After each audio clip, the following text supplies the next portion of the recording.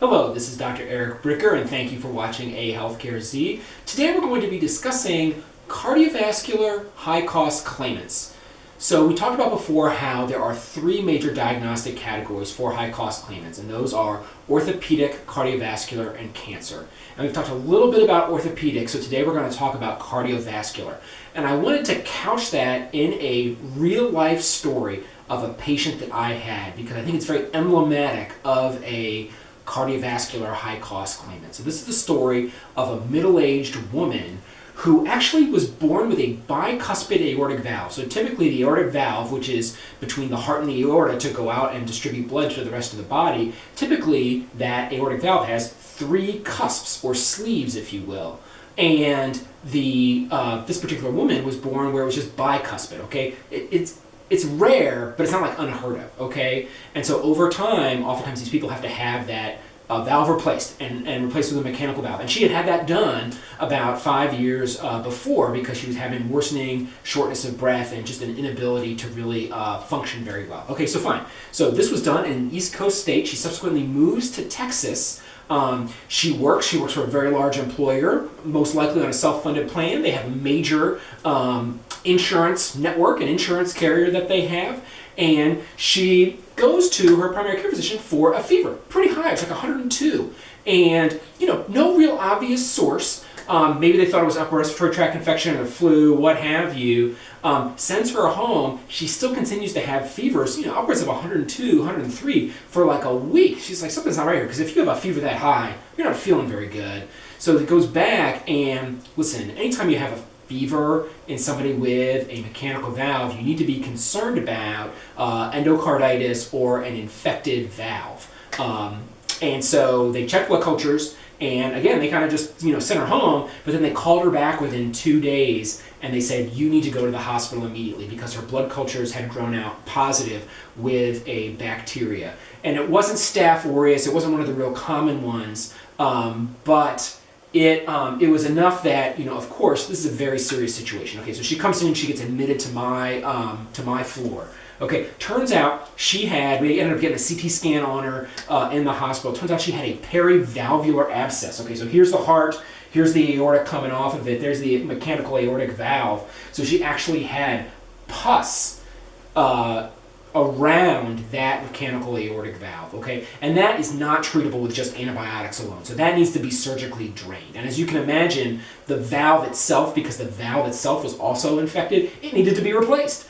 And so, now, this woman, incredibly fortunate, because where I was actually associated with a dedicated, highly trained special hospital for cardiothoracic surgery. And so we moved her over to that hospital. She got on the OR schedule, and she had a highly skilled, very advanced cardiothoracic surgeon replace her aortic valve. Now, during the aortic valve surgery, which was like in excess of like 6 hours, it was pretty long, then she developed heart block, which means that the electrical impulses in her heart were not traveling appropriately. So during the surgery, and this is not planned, and so during the surgery, the surgeon had to put in electrical leads to actually electrically shock her heart and stimulate her heart. It's almost like a pacemaker, right? So she had to have an external pacemaker. He did not fully close her chest wound, because those were just temporary wires to kind of keep her alive. So I literally saw her like the next day after she came out of the operating room, and she was still intubated, she was still on the ventilator, and she had wires coming out of her chest, literally. And so the plan was to take her back into the OR the next day to actually put, and they're just temporary wires, they're actually just put on the outside of the heart, was to take her back the next day to take out those permanent wires and to give her a pacemaker. Because she was so not only did she get a new mechanical valve, not only did she get her abscess drained, she had to get a pacemaker. Okay, what is my point here? Utilization management and case management are oftentimes what the carriers use for these complex cases. And in this situation, at no point did utilization or case management from the insurance carrier have any impact on her care whatsoever, right? When you're in the hospital, like, this is not where any sort of quote-unquote input from anybody who's on the outside is really going to be of any particular use. So just know that for these cardiovascular high-cost claimants, that case management and utilization management, in my opinion, are likely of very limited value. And so really, as an employer, it's like, okay, Well, what do you do? What can you do? And so this is where I would say it's really on the bookends, right? So it's on the PCP beforehand, and it's on the follow-up care afterwards. But we're really during the middle of the sandwich, if you will, during the actual episode, it's actually very little that you can do. And I would say that, almost guaranteed the allowed amount just for that one hospitalization alone, because by the time she was out, extubated and out of the ICU and discharged, like it was almost 3 weeks, maybe even closer to 4 weeks, right? So it was almost a month, including an ICU stay and a major cardiovascular surgery. So huge 6-figure bill, right? So what could have been done? Okay, at the end of the day, was this a huge miss by the PCP? Well, I won't say it was a huge miss by the PCP, but in retrospect, if you have somebody coming in with a mechanical heart valve and no real obvious cause for fever, or even if you do have an obvious cause for fever, you probably should check blood cultures on them to see if they have bacteremia or potentially endocarditis, because that's a big deal if you have a mechanical heart valve.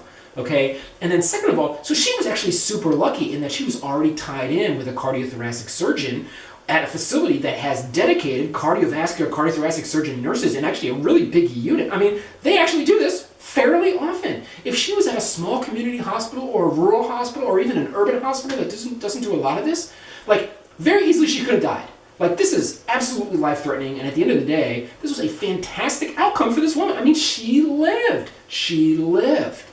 Now, she was already kind of plugged into highly skilled follow-up care, but this is where, for somebody, you would absolutely want to make sure that they were at a center of excellence or a center of value for follow-up care. Likewise, if it's not a valvular problem, like the big things are like heart attack or atherosclerosis or coronary artery disease. And so there, if you have a heart attack, guess who has a lot of heart attacks? People who've already had a heart attack.